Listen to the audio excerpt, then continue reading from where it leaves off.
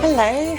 I thought today I would do something festive and seasonal and full of yummy smells and stuff like that. So I had a dig around in what I'd got in the kitchen and thought, what can I make? And I've decided I'm going to show you how to make a traditional orange pomander, which you will have seen in different places, I'm sure, you know, historical houses and stuff like that as a traditional Victorian thing. We're going to do that. I'm also going to show you how to make some decorative apple slices that you could use either as a decoration on their own, just literally hang them on the tree, or use in making homemade wreaths or table decorations or decorating gift tags. You know, people put sprigs of things on and tie on dried things which you can go and buy, so we're going to make our own. And I thought I'd pick some rosemary because it smells divine, but also you can make a really simple wreath if you've got lots of rosemary. Now, I'm aware a lot of my subscribers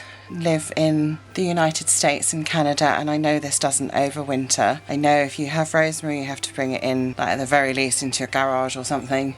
Here I'm lucky enough it's mild enough just about in the winter that my rosemary will survive, and clearly it's doing really well. I wish you could smell it. It smells amazing. But if you can't use rosemary, there are other things you can use. Anything evergreen. So you can use normal, I think in the States it's called English ivy. Any ivy over in the UK is absolutely fine. If you've got even offcuts off the bottom of your fresh Christmas tree to get it into a stand, you could use things like that. So first things first, I'm going to get started on the preparation of the orange. So I just happen to have some oranges ready to make some orange and cranberry bread next week, and I thought I would sacrifice one to YouTube. If you use a large one, it takes longer to dry out. You have to be a little bit more careful with how it starts out. So this has got a few knocks and scrapes on it, but I think they'll be okay. It might determine where I position tape and where I don't. And if you use smaller ones, they'll probably be dry within a couple of weeks. This will take 3 weeks at least, but hopefully it should be okay. And I've already pre-prepared this orange. I've washed it, and I've washed it to get the wax off. So now, if I just rub it, it smells of rosemary because my hands smell of rosemary. Hang on a sec. If I rub it, it still smells of rosemary.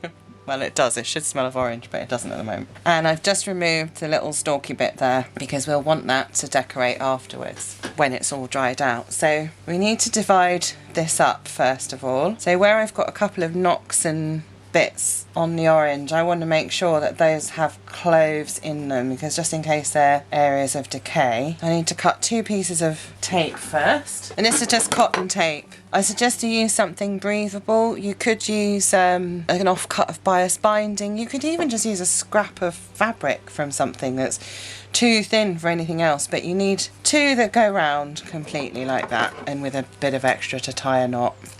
So I'll just do 2 this length here, and I just happen to have quite a lot of this left over after doing the lampshade a few weeks ago, so I might as well use that. So what I need to do is offset that. So if I do it about there, just tie this in a knot. Don't worry if it slips around, it's fine, it's okay, you can just push it back. So tie it reasonably tight. So now I need to wrap this one around as well. So that's our prepared orange. So we've got what I would call sweet spices. Usually in recipes they say, oh, I use ground cloves and cinnamon, but I like to use nutmeg, and I use orris root as a fixative. If you can't get hold of orris root, don't worry, because cinnamon actually acts as a fixative too.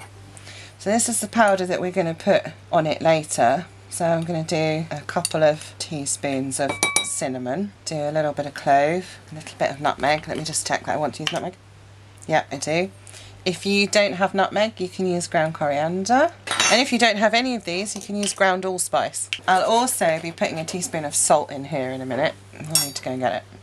And I'm going to put a teaspoon of orris root in as well. So you just need to mix all of your powder together well. If you want to put essential oils in, that's why we're doing it now, because I do. It's best to put them in a couple of hours before you're going to use it, just so all the powder can absorb the essential oils. If you're not using essential oils, you could do this literally right before the end. I've just add this salt. It's about a teaspoon. As everyone knows, salt not only draws moisture out of things, but it also acts like a preservative. So I always add salt to mine. And then this is my essential oil box. Ah, there's clove. Sweet orange oil. There we go. You really just want to put a couple of drops in this. Just mix it all in with a metal spoon. Don't ever use plastic. Don't use wood either, unless it's your designated mixing of potpourris and herbs and things, because you'll taint it forever. But stainless steel, fine.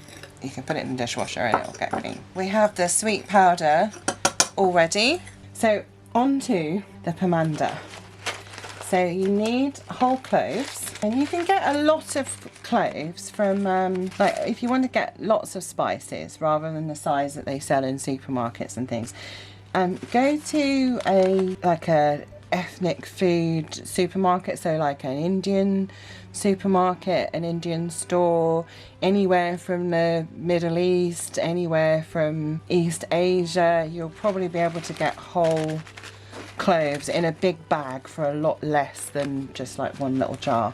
And if you're planning on doing this as presents or Christmas decorations, you're going to be using quite a lot. That's how I got so many. You could, when you're coming to pierce these, we're going to put cloves all over here. This is a big orange and it's got tough skin. So if it was a tangerine, you could probably just push these in. In some books and things, they suggest you use a needle. I suggest you don't use a needle because something to do with the citrus fruit, the oil and whatever they coat needles in, it goes pretty horrible pretty quickly. So what I use to make the pilot hole for these cloves, this is a candle holder for a birthday cake candle. You know, sometimes they've got like the little flower design round and everything. I use one of these. It's easier to hold, there's something to hold on to, and you can just push it in without hurting yourself, and then you can just post the cloves in the hole, and it's so much quicker to do this. So I work my way all the way around each side.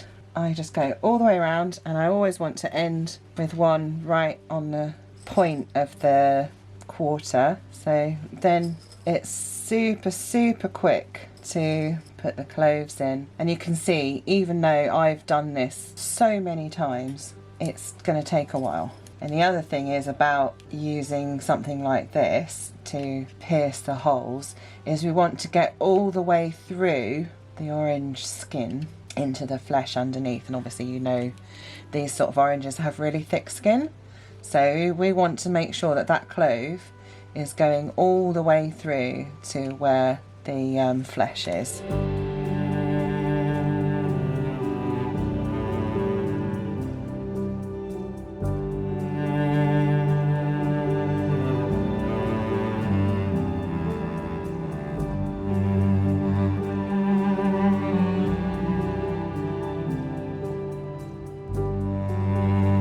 Okay, we have done one whole quarter, which took about 5 minutes. So that's actually way quicker than I thought. My hand's really going numb now already. But I just thought while I started on the next section that I would tell you a little bit about the history of pomanders. Obviously this is not quotable in an exact history because I didn't have time to check all the dates exactly, but anyway. So I wanted to know how long we've been doing these in the UK. It's just like a craft thing that I've done since I was a child. It's not necessarily like a Christmas thing. It's just a sweet smelling pomander, like having a sachet to hang in your cupboard or put in your drawers or something. I mean, this would be amazing if you made these and had them dried out ready to put in with your sweaters, you know, and knitwear and stuff like that. It would definitely repel moths. I did look into a little bit of the history of them. Oranges were imported into the UK from the 15th century onwards. Cloves have been imported since about the 8th century. So, you know, well over 1,000 years. So when did they unite as a thing? Well, when oranges were first imported, they weren't eaten. If people weren't eating them, but they noticed that they smelled lovely and they wanted them to last, it's quite possible they would have stuck things like cloves in them or sweet barks and stuff like cinnamon. Were they a traditional Victorian craft? Probably not so much. And as for Christmas, the Christmas Association actually comes from the States. So most of you watching from the States will have heard of Colonial Williamsburg. Apparently, the reason why these pomanders have got a Christmas association is because in the 1930s, they wanted to bedeck the buildings, like the houses that at Colonial Williamsburg, with things that would have looked, you know, Victorian. And so some bright spark came up with the idea of using these pomanders made from oranges and cloves and decorating with those and evergreens and stuff. And the idea really stuck. Equally, once people did discover that they were tasty to eat and rather nice and good for you and all of that, they certainly would not, I don't think, have wasted them in this way. I think if you were lucky enough to get hold of some oranges, you would be eating them. Now, you might try preserving them in different ways, and certainly if you look at cookery recipes from those times, you can see that people did not waste a drop of what you could get out of an orange. So they would take the zest off it, they would candy the peel, they would use the pulp in dishes as, you know, as a flavouring. So I don't think this was going to be happening. You might take a couple of slices, stick cloves in it and put it in wine, and that's certainly one of the main flavours of mulled wine. That could be where the sort of Victorian connection comes from, I don't know. So without reading all of my very ancient cookery books to try and find references, I'm not prepared to swear to that. It's certainly now got the Christmas association with the smell, like the smell of orange and cloves. Instant Christmas for me. Yeah, definitely instant Christmas. Anyway, if you start making these now, you could have them to do last minute beautiful table decorations, or if there's somewhere you want to put a little Christmas wreath or seasonal wreath, or give as a present to someone that you know that would really appreciate all your hard work of stabbing cloves into an orange. I think it's pretty well done with cloves. So now we're going to put this powder on, and I suggest you put it in the bowl because it's pretty messy, and we want this to go all over, even like try and rub it a little bit down where the tape was. Obviously the cloves hold quite a lot of it in place, which is nice. Oh, it smells fantastic. I wish you could smell it. It smells like Christmas. It really does smell like Christmas. And then what you need to do is wrap it in a piece of tissue and store it somewhere that's dry. I have a shelf in my workroom that's directly above a radiator, so probably somewhere up. I mean, it's not like right on top of the radiator. It's about 4 shelves away, but it's higher up. So somewhere that's high up and out of the way. So obviously heat rises, and it should dry out fine. So I'm just going to get some tissue. Just pop it in the tissue. Some of the powder will come off, don't worry about it. And then just sort of wrap it up. And then put it somewhere to dry. I'd suggest checking on it maybe once a week, just to make sure it's okay. You might want to check on it every other day to start with. You can also reapply the powder, save it. If you think it's looking like it needs a little bit of help, just put more of the powder on, because it'll all help with the preserving process. So for this bit we need a chopping board. This is clean, honestly. A soft towel of some description and a bowl with a little bit of water, and it's just to make the lemon juice go a bit further. You could use vinegar, white vinegar. Don't use red wine vinegar, defeats the object. And at a push, I think you can use salt. So I'm just putting a little glug in there, and that'll mix in there. And this is to stop the apples going brown, but we don't want to leave them in this mixture too long because the acid will start to break down the apples, and we don't want that to happen because then they go mushy and we won't be able to dry them. With doing these dried apple pieces, it's all about getting the slices thick enough that they will stand up to being put on a skewer and dried out, but thin enough that they'll dry out reasonably quickly. If they're too thin, they'll dry out, but then you won't be able to use them very successfully. They curl and sometimes they break as well. So we're going to cut it across this way. So I'm going to cut the end off. So I think I'm doing about 1/8 of an inch. So I'll start putting these in. Hopefully we'll get these lovely star shapes going on. See, that one's perfect. It's got like a little star shape in the middle. And just keep rotating the ones that have been in the mixture and put them on the towel to dry. And just go slowly because you're cutting on a round bit there, so they do move around a bit. And I've chosen red apples because I think they look pretty. And just keep going. You can use all the ones that don't look as pretty, that going right into the end of the apple. You just layer those underneath, but they look pretty effective anyway. I'm going to carry on cutting these.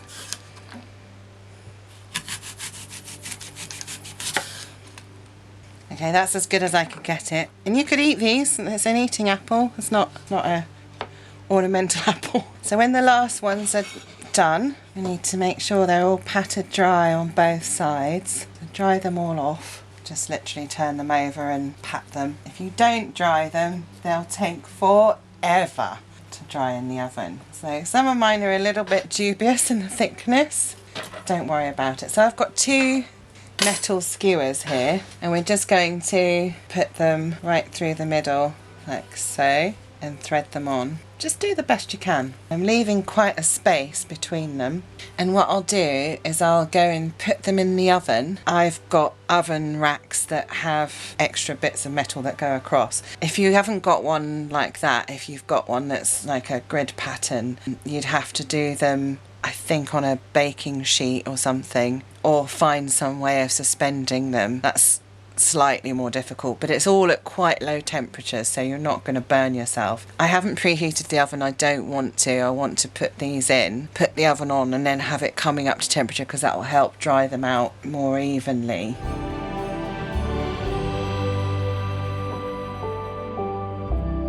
Right, so I have 2 skewers worth of apples. I'm going to go and put these in the oven. I'm not going to show you because I'd have to move the camera and move the lights and everything just to show you my very dirty oven. I'm going to go and put these on a very low heat. Now we use centigrade over here, so I'll be putting it on about 120. It depends if you've got an oven that runs hot or whatever. The object of the exercise is to dry these slowly, not cook them. If you've got a dehydrator, well, you're in business. You could have a little side hustle with this. So meanwhile, while we were doing our orangey thing, these have been drying in the oven. So they've all curled quite a lot more than I thought they would. But actually, I think they're quite cute.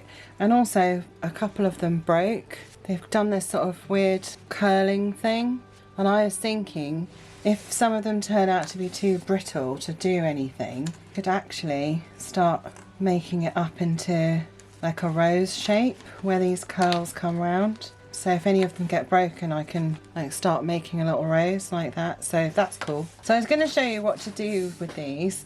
So if you take some sort of evergreen, like in this instance we've got rosemary, got a little piece of twine here, and put it around the rosemary to hold it together, and then find one of these apple things with quite a nice big hole in it, tie it gently with a little bow like so, and so you've got like a little naturally bit in, like a little natural embellishment to go on like a gift or something. So that's one idea that you can do with the apple pieces. And then another thing you could do is if you wanted to make a wreath, a small wreath, you need to get some wire of some description, either garden wire or florist wire, felt flowers and things like that. So I've got quite a lot of it. Put your next piece in, join it round like so, and what we want to do is get it so we can get it into a sort of roundy shape. I know this is looking a little bit raggedy at the moment, but we've got a round shape, which is what I was going for. So any of the green rosemary that I've got will work for this. That's all the ends. And then we just take another piece of wire, wind this in, make sure your sharp ends are out of the way so you don't dag yourself. And then we're just going to loosely wrap some ends in. I don't want to put it in tight. It's starting to look quite nice now. Now we're just going to feed in another piece. You can stick it into one of the loops of wire, all well and good. So now we're making it a little bit thicker.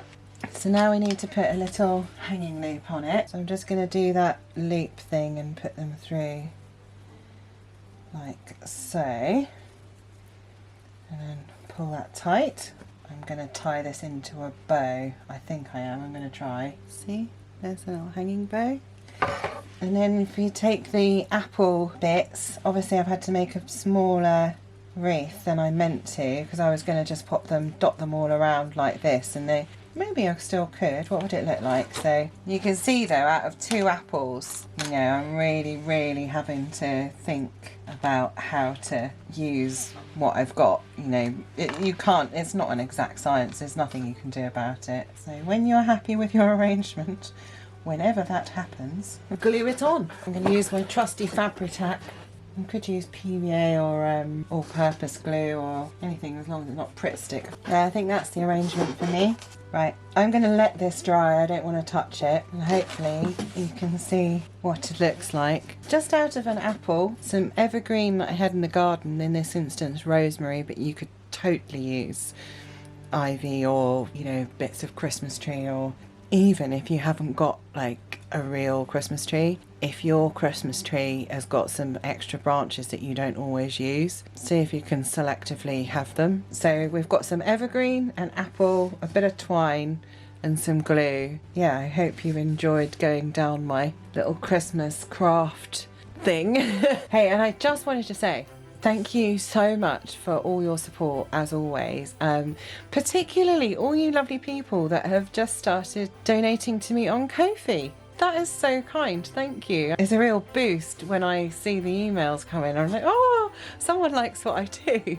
So yeah, I really appreciate that. And if you're someone that's been thinking how you can support a artist maker, you can look at the links at the end of this video or on my YouTube channel, and there'll be a link to Ko-fi. And what that does, just for like the price of a cup of coffee, you can show your support and help me keep creating and keep me in apples and glue. So anyway, I will be back with a video next week. Yes, you heard it right, next week. I'm going to be doing one a week in the run up to Christmas, because why not? Thanks for joining me as always. I will see you again soon. Bye.